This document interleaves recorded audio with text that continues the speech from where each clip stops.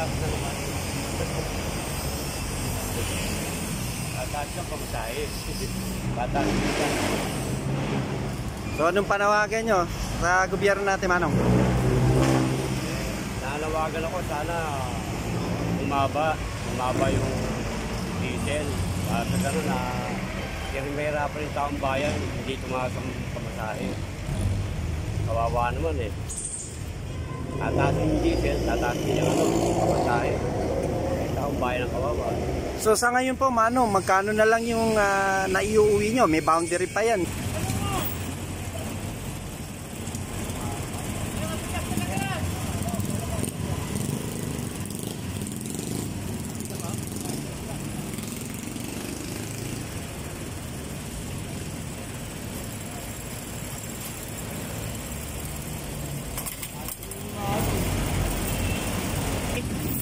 Wala pa nga eh.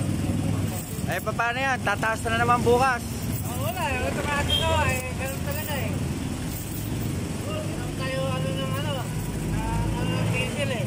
So anong panawagan nyo? Ha? Eh, sana dapat babala na nila kasi mahina ng pasada. Mahal na diesel. Wala tayo nun. Kaya tayo kumikita eh. Ganun lang. Diba? Salamat, Manong. Thank you.